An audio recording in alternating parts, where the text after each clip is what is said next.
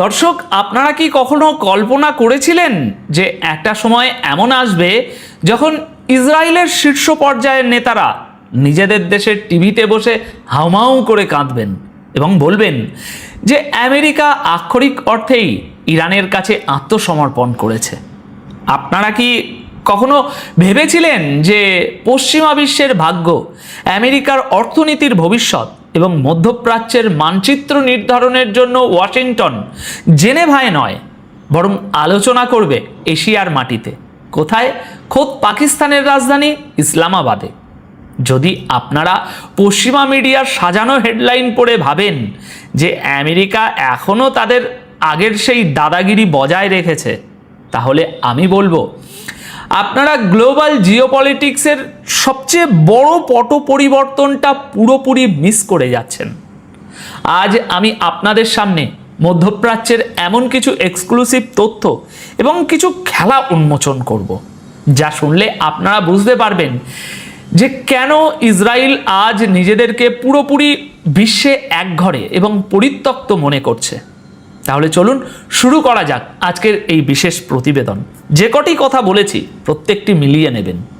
দেখুন, আপনারা যারা আমার আগের বিশ্লেষণগুলো খুব গভীরভাবে ফলো করেন তারা খুব ভালো করেই জানেন যে গত ফেব্রুয়ারি মাস থেকে শুরু হওয়া এই ভয়াবহ যুদ্ধে আমেরিকা এবং ইসরায়েল ভেবেছিল তারা প্রথম দিনেই ইরানের সুপ্রিম লিডারকে হত্যা করে পুরো ইরানকে তাসের ঘরের মতো টোকা দিয়ে ভেঙে ফেলবে।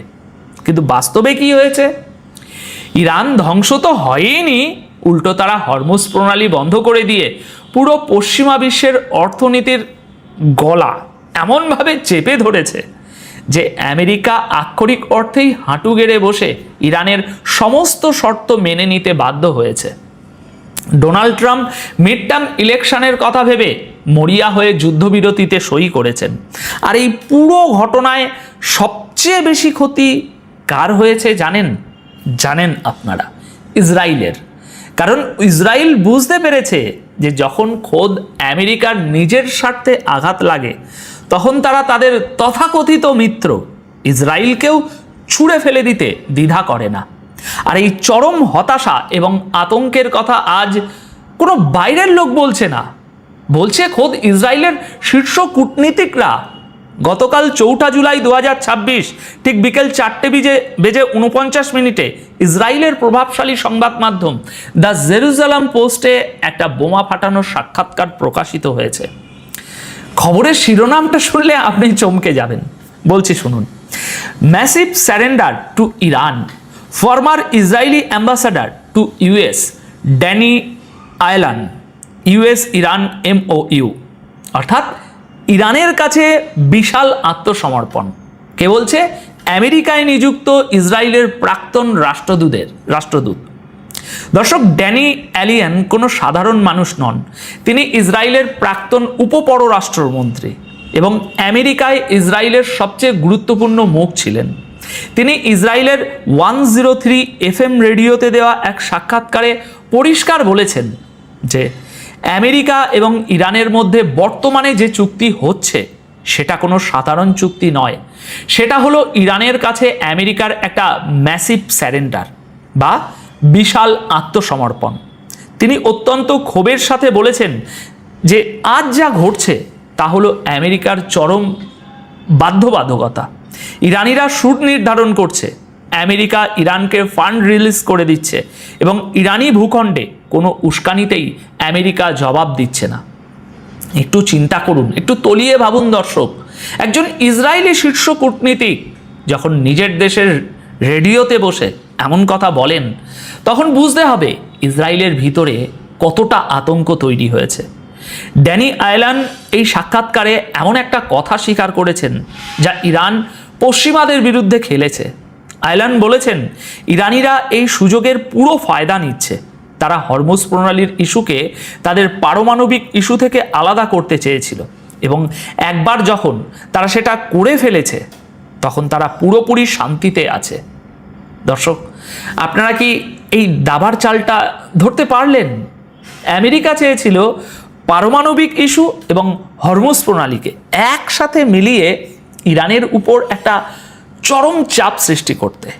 কিন্তু ইরান তাদের বুঝিয়ে দিয়েছে যে বাবা, আগে তোমরা হরমুজ প্রণালীর জন্য আমাদের শর্ত মানবে, আমাদের স্যাংশন তুলবে, আমাদের টাকা ফেরত দেবে, তারপর আমরা পারমাণবিক বিষয় নিয়ে কথা বলবো। ইরান মূলত তাদের সামুদ্রিক আধিপত্যকে ব্যবহার করে আমেরিকাকে জিম্মি করে ফেলেছে, আর ইসরায়েল বসে বসে সেই দৃশ্য দেখছে এবং নিজেদের চুল ছিঁড়ছে।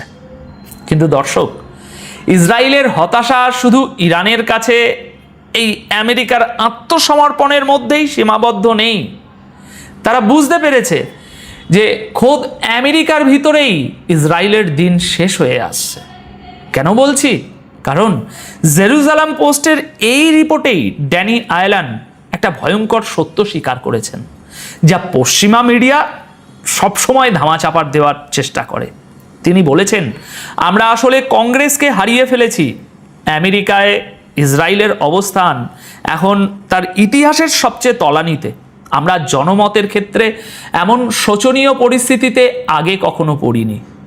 ইসরায়েল এখন আক্ষরিক অর্থেই একটি একঘরে ও পরিত্যক্ত রাষ্ট্রে পরিণত হয়েছে। দর্শক, যে ইসরায়েল একসময় আমেরিকার সেনেট এবং কংগ্রেসকে নিজেদের পকেটে রাখত, জানেন তো আপনারা, যাদের লবিস্টরা আমেরিকার পলিসি নির্ধারণ করত, সেই ইসরায়েল আজ স্বীকার করছে, পত্রিকা পড়ুন, তারা আমেরিকার জনমত হারিয়েছে। কিন্তু কেন? আয়লান এর কারণও ব্যাখ্যা করেছেন।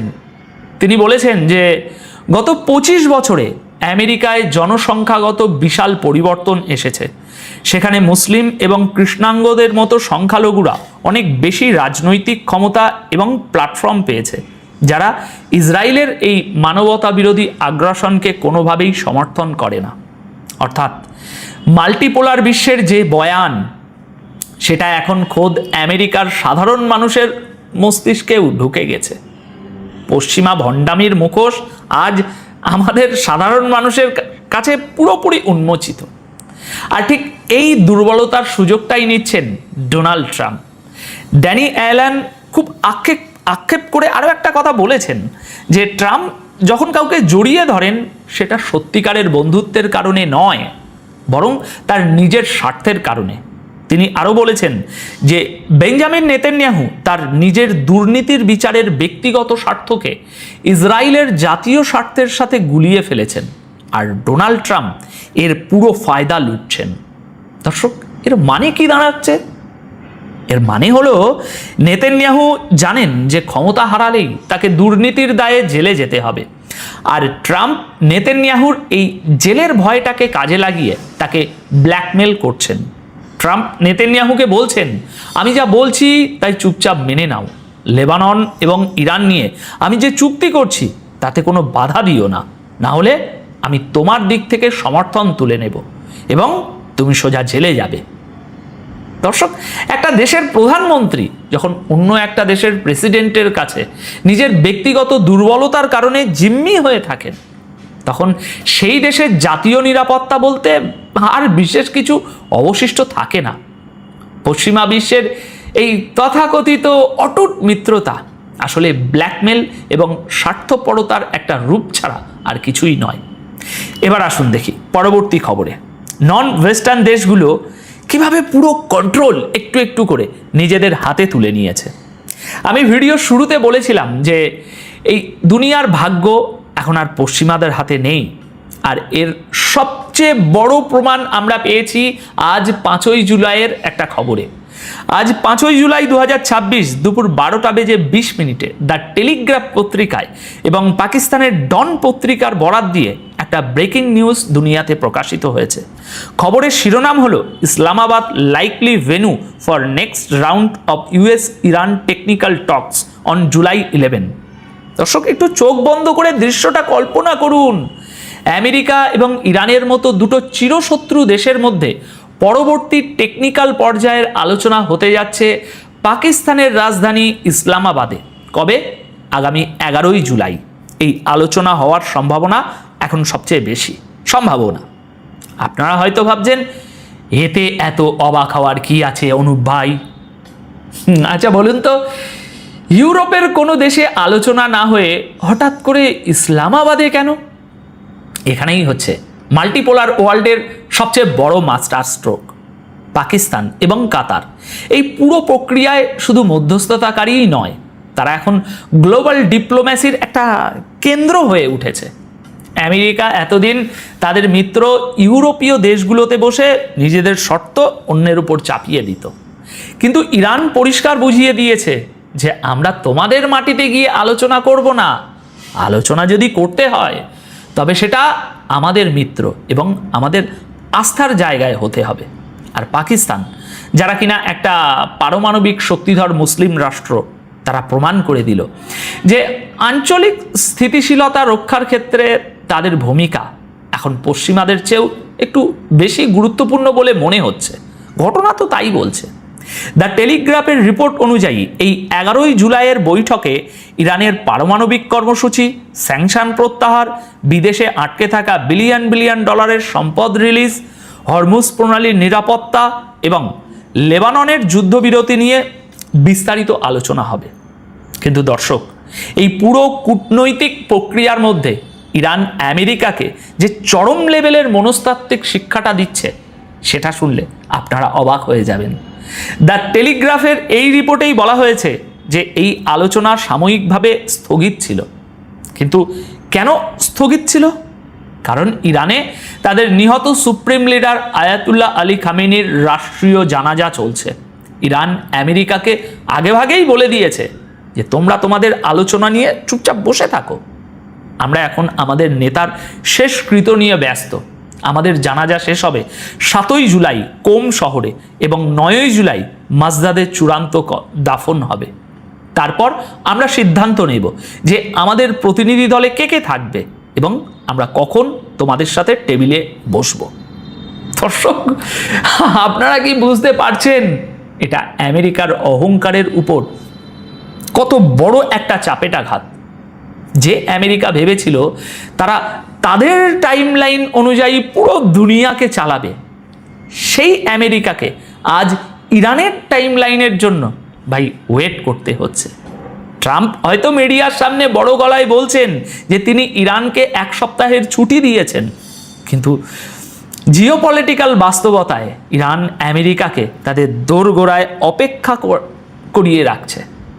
এটাই হচ্ছে নন ওয়েস্টার্ন পাওয়ারের একটা চূড়ান্ত উদাহরণ।